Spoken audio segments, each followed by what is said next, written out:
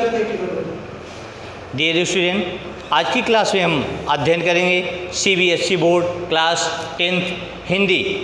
आपकी बुक है कृतिका।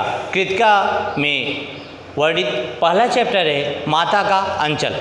अक्सर हम अंचल के नाम से ही बोलते हैं, शुद्ध रूप अंचल है, बोलते आंचल है। लेखक हैं शिवपूजन सहाय। तो इस कहानी का सारांश और कहानी के मुख्य बिंदुओं पर हम चर्चा करेंगे। कहानी के सारांश की अगर बात करते हैं तो शिवपूजन सहाय अपने पिता से बहुत अधिक प्रभावित हैं और वे बताते भी हैं, लिखते भी हैं कि मैं अपनी माता से केवल मेरा नाता उतना ही था, केवल भोजन का। अर्थात अपनी माता के पास केवल भोजन करने के लिए जाते थे, बाकी उनका पूरा संबंध, पूरा समय कहाँ बीतता था? पिता के पास ही, पिता के नज़दीक ही बीतता था। और पिता से वे बहुत प्रभावित थे। उनके पिता जब भी पूजा पाठ करते थे तो शिवपूजन सहाय को अपने साथ हमेशा रखते थे। तो इस प्रकार से पूरी कहानी में उनके पिता ही एक उनके मार्गदर्शक के रूप में दिखाई पड़ते हैं। तो आइए, आपको स्क्रीन बोर्ड पे कहानी दिखाई पड़ेगी और मैं उसका सारांश तथा उसके मुख्य बिंदुओं पर चर्चा कराता रहूँगा। तो आइए कहानी प्रारंभ करते हैं। माता का अंचल पाठ का सारांश।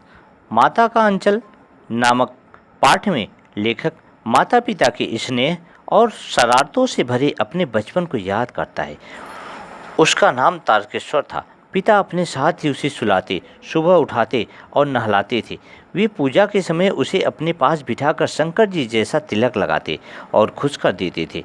लेखक आईने में बड़े बड़े बालों के साथ अपना तिलक लगा चेहरा देखता तो पिता मुस्कुराने लगते और वह शर्मा जाता था। पूजा के बाद पिताजी उसे कंधे पर बिठाकर गंगा में मछलियों को दाना खिलाने के लिए ले जाते और राम नाम लिखी पर्चियों में लिपटी आटे की गोलियां गंगा में डालकर लौटते हुए उसे रास्ते में पड़ने वाले पेड़ों की डालों पर बैठाकर झुलाते। घर आकर जब वे उसे अपने साथ खाना खिलाते तो माँ को कौर छोटे लगते।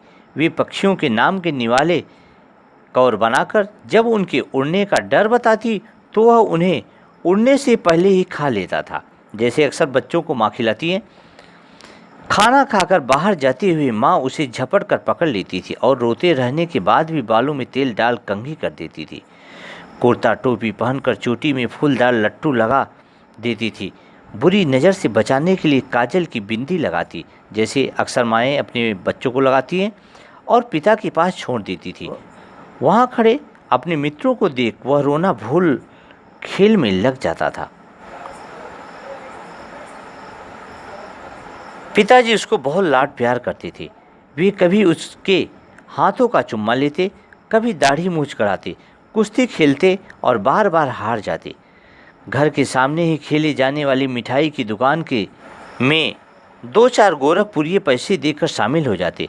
घरौंदे के खेल में खाने वालों की पंक्ति में आखिरी में चुपके से बैठ जाने पर जब लोगों को खाने से पहले ही उठा दिया जाता तो वे पूछते कि भोजन फिर कब मिलेगा।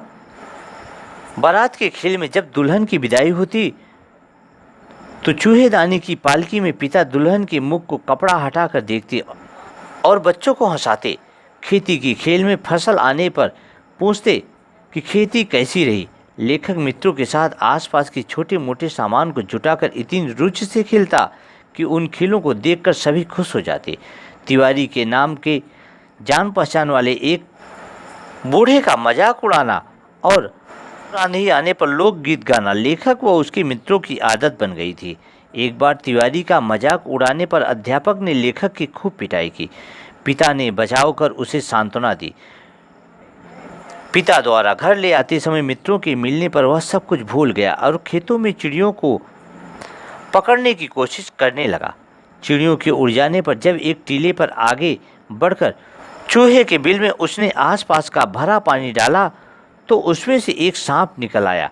डर के मारे लुढ़क कर गिरते पड़ते हुए लेखक लहूलुहान स्थिति में जब घर पहुंचा तो सामने पिता को बैठे देखा। पिता के साथ सदा अधिक समय बिताने के बाद भी उसे अंदर जाकर माँ से चिपटने में सुरक्षा महसूस हुई। माँ ने घबराते हुए भी अंचल से उसकी धूल साफ की और हल्दी लगाई। लेखक को तब माँ की ममता पिता के प्रेम से बढ़कर लगी। तो इस प्रकार बच्चों आपकी कहानी समाप्त होती है। तो बच्चों, आशा है यह वीडियो आपको पसंद आई होगी। अगर वीडियो आपको अच्छी लगी हो तो सब्सक्राइब, लाइक और बेल आइकन की बटन को ओके करना ना भूलें और अधिक से अधिक अपने मित्रों को, दोस्तों को शेयर करना ना भूलें। तो आज के लिए बस इतना ही। Thank you so much.